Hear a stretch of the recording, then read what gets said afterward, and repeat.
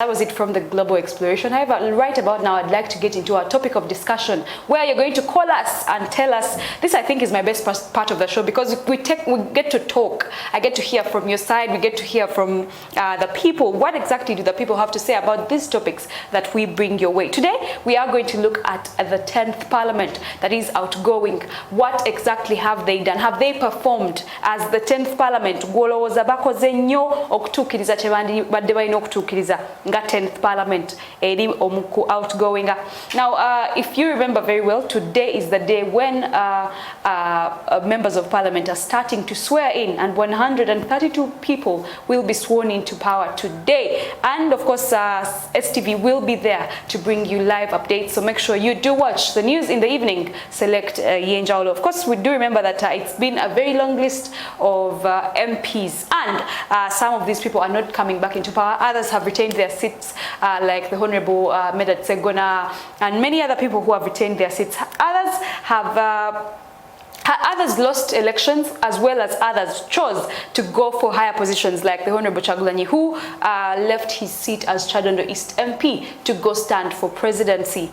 He managed to get a number of people on his NUP ticket that have won power and are going to be sworn in today, including his successor, Mwadanku Nyinji of the Chadondo East constituency. We should remember that since constituencies were divided, since districts were divided into constituencies, municipalities, and municipalities and constituencies, there's been a lot of MPs that have MP seats that have increased, because if we look at a district like Wakiso alone, it has 9 members of parliament because it's divided into very many parts. If we look at Yumbe district, it also has 9. Then we go to, there's a district called Terego district, which also has 8. Then Toro district has 8 as well. I'm seeing Zombo district has 4 members of parliament. Generally, the members of parliament that we have right now are over. There are very, very many, because if you are to look at the list, we should remember that. NUP members of parliament are going to be very many in power come the 11th parliament that is going to be sworn in today.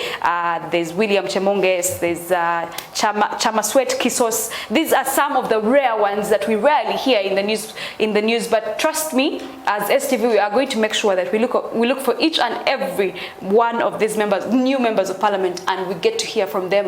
What do they have to bring to the table? Baletao Kapiachke Baletao Kenya Uma UPC Women's Representative, that's Kwania District. We have Judith Adiek, NRM Women's Representative. Women's representatives alone make over 10 posts on this list. Then we have Kitgum District, which also has a number of MPs, about 5.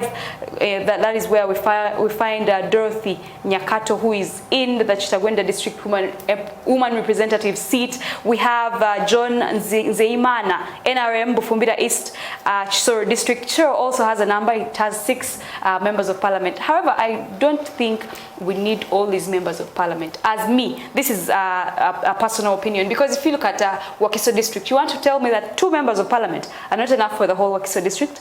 Well, not anymore, because they were divided into different constituencies and municipalities, including the Chadondo East, including Entebbe, and very many other places. However, the list is long, and today we are going to see Bashir Kazibwe swear in NUP Kawempe North, Kawempe South, Abubakar Kawaria, Lubaga North, and very many other people like you will be seeing later on Select News. Arafat, yes. Olowoza chiku ku 10th Parliament yen. So can you wait there? Yes. Okay. 10th Parliament. 10th Parliament. Kibasinza okukola kinyinza okukkiriza mu bulamu bwabwe n'obuweereza bwabwe supplementary budgets ezibadde tezikoma. Committees zibadde nnyingi nnyo nga zituula nnyo mu mawulire, naye nga impacts zaazo n'ebye bakola tebirabikako. Ekisanja kino mwe tujjukira akavuyo ka Bank of Uganda, oba okajjukira sente za Bank of Uganda ne zigenda mu committee ya Kosase. Ne bazitunulamu, ne bakola bye bakoze, ripoti ne zifuluma mpaka kati teri kyakolebwa. Parliament eno mu byafaayo bya Uganda yesoose okubaamu ku firimu etali njogerere 2017 ojjukira engumi yaliwo eyayaka Parliament gye tusoose okulaba nga buli kye baagala okuyisa bakwata President Museveni kino bwe kiba kiyamba ggwanga nabo nga kibayamba ayina kibayita okubatemera mu lulimi lw'ennaku zino okubatemera oba okubajjamu kati kiddamu kiri kyobadde okola ng'oyanjula kyobadde oyogerako nti ababaka bangi mu bungi bwabwe bye bakola bitono ne bakolera abantu kati tugeze Kampala eyina abantu abasoba mu million nizo kwenga teweza bamemba ba parliaments 10 niyo jasanga regions ezimu ezitaweza bantu kakadde nga zina bamemba ba parliaments mulimu constituency mulimu chimwe zonna nga ziri eyo ninga bali represented ne ba MPs abasukka mu 10 oba 15 eyo nsonga nkulu nnyo atenga jukira joko mu kubanga ovawala ne sente zofuna mu service kakati netuba spendingirako sente nyingi atenga obuweereza butono district nga Isinjiro why does Isinjiro need 7 members of parliament? Isinjiro district, because it's a very small district down in Western Uganda. Telling Ambaranti, you know, ngazi konyo ya naye ndabe ina ababaka musanvu. Kati obuzibu tulina ku ekyo nti otwadda mu multi party system enkola y'ebibiina n'okwagala majority kubiteesebwa mu parliament jukira ti majority yekola yesalawo era bawanika omukono kye baba bateeseza kye kiyitawo so kisooka ne kiteeko omukulembeze waggulu kube kuninga nti waba ayina byeyagala okukolera eggwanga ayina okubanga ayina majority y'ababaka kati kino kimwerabiza obusobozi n'eggwanga enfuna yaalyo so bwana amanya nti erukunjiri tulina kola ndooza hello Kola, hello? Hello, morning. Good morning to you. Yes, good morning. How are you doing? I'm fine. You are talking to Fazil.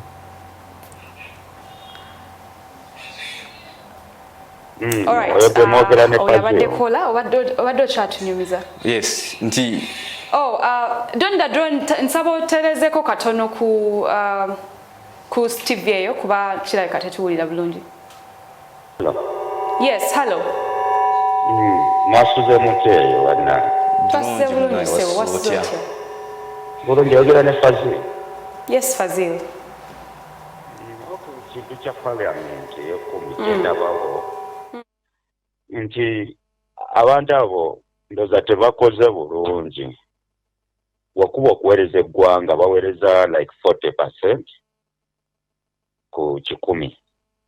Bw'olaba nti emirundi egisinga abantu ba parliament babeera mu complaints buli kaseera babeera mu complaininga abali mu opposition n'abali mu NRM babanga abali mu katemba mu parliament kisangibwa nga tebaweereza abantu bulungi wabula nga tebalina okukola kimu balina okuddayo ku luno balabe nga bakwata ku nsonga ezikwata ku bantu because bonna beekwetera omwo buli kaseera babeera mu complaints abaludde abavuganya gavumenti bagamba gavumenti etulemesa okukola bino nabiri na bino nosanga ng'emirimu gyabwe tebagikola bulungi kati whereby nosanga nga aba MPs bangi naye nga bakola kitono nnyo mu kuyamba abantu mwebale nnyo. Alright, webale nnyo Intense agambye nti ye nga bw'alowooza it is just 40% of 100 kye bakozeewo nga ababaka ba parliament.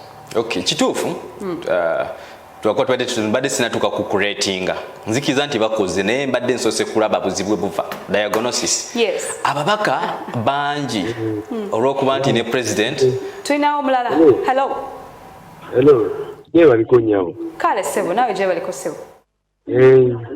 Zuno wano je baliko nnyabo obulamu. Bulungi amanya ne gy'okubidde ssebo. Oyogera ne Maaka. Teesa naffe. Nze palamenti y'ekkumi eno kyetukoledde. Teba kyetukoledde baatugaale tukyanywa biki tukyakikola bintu tukyabiteekera. Epalamenti byetukola tubikira na tuteekera. Engamba kitambuwa nyawe tukumiko ndikone batuje tukitegera hati fezi tumanya kutegera kubagura business kafe tukola avinya ikinga banga cyabagere mu mwengere bicyanya amwade jebade.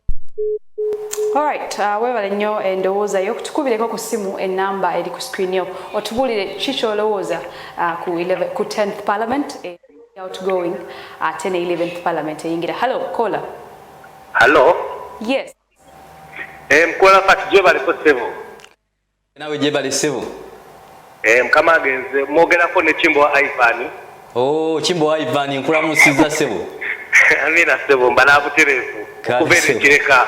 Oh, ewao sevo. Mwebale kutulaba sevo. Amina sevo. Sevo.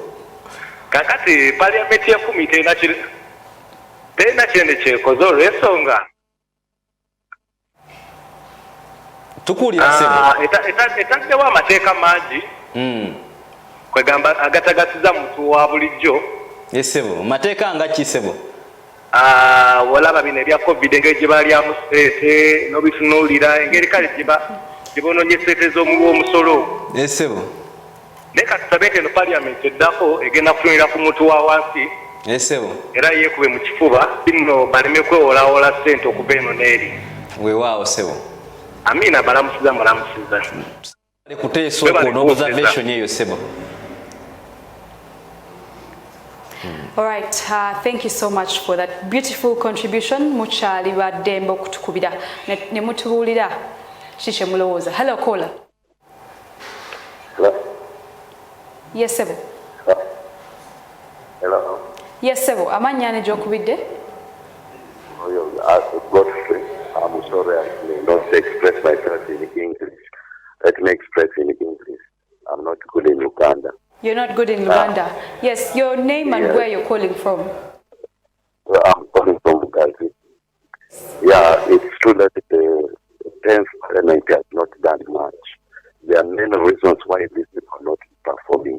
Like you have elected somebody here as an MP, and when the riches there is added more, being a speaker, now maybe the minister is doing work of ministry, is a speaker, is serving the whole parliament, has no access to vote to the constituency where he was elected from. And I've seen that was a challenge. Then others, like now I'm here, even in sports, now look at Inchilia Magogo. He's now an MP and he's contesting as a FUFA president. He's having 2 offices. And how he serves his people. And you see them one having 2 big offices in the council. It's a very important issue this parliament should look into. Thank you.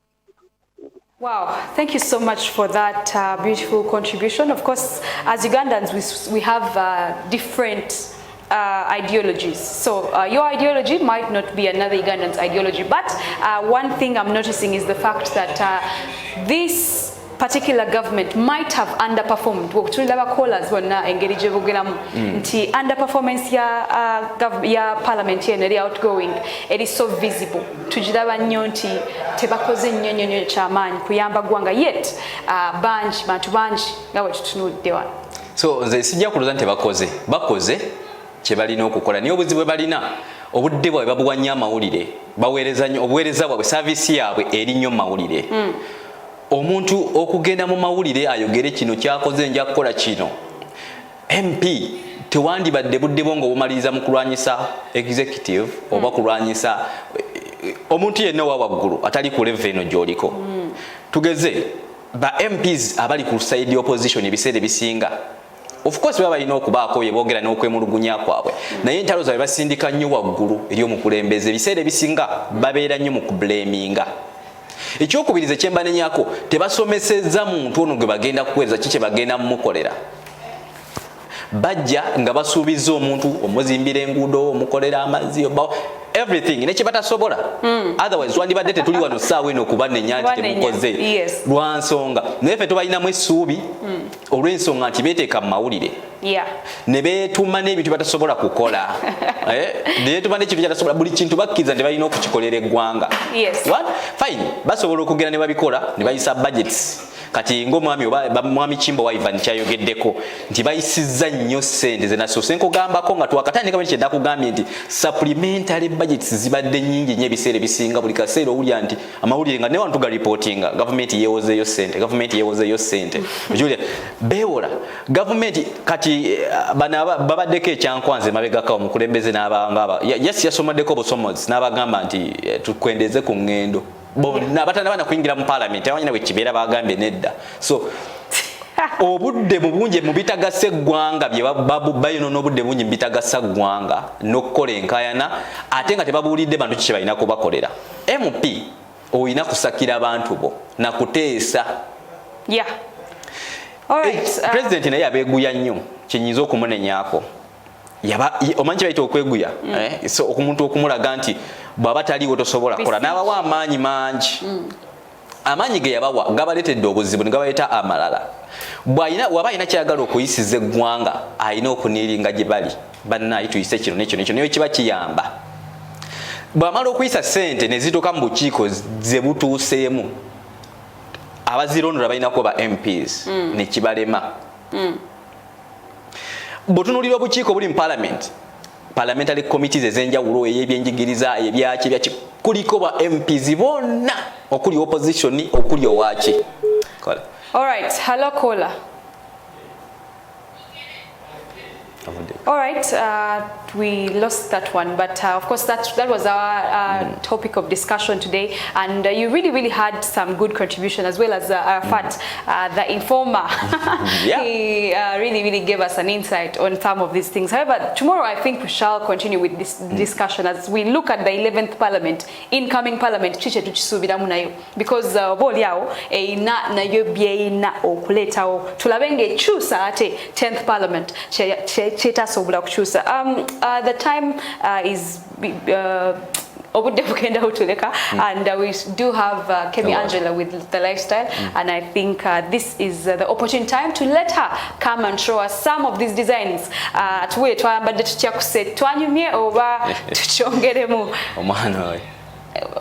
Pardon?